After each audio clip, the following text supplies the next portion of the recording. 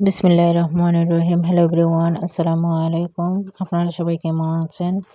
আলহামদুলিল্লাহ, আমি ভালো আছি। তো যেখান থেকে ভিডিওটি দেখছেন তাদেরকে অসংখ্য ধন্যবাদ।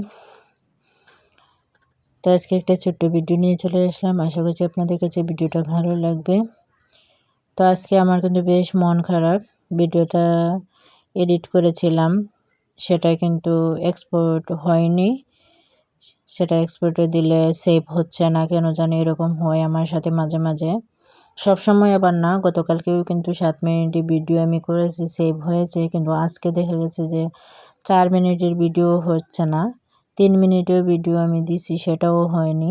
বারবার এডিট করছি আর কাটছি, এরকম হচ্ছে কেন আমার সাথে জানি না।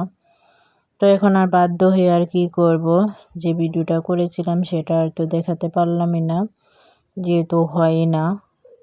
তাই আজকে শুধু ডিম রান্না করাটাই দেখাচ্ছি।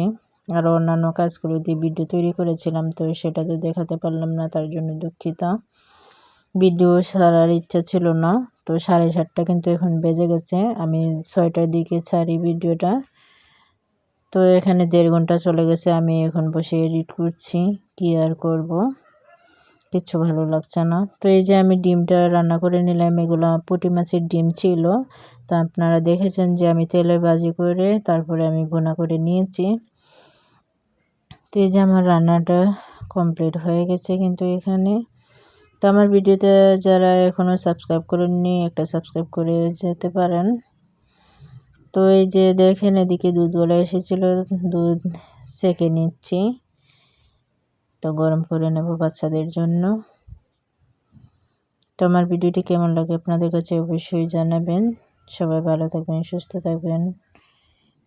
আর ভিডিওতে কোনো ভুল টুটি হলে ক্ষমা দৃষ্টিতে দেখবেন। আল্লাহ হাফেজ।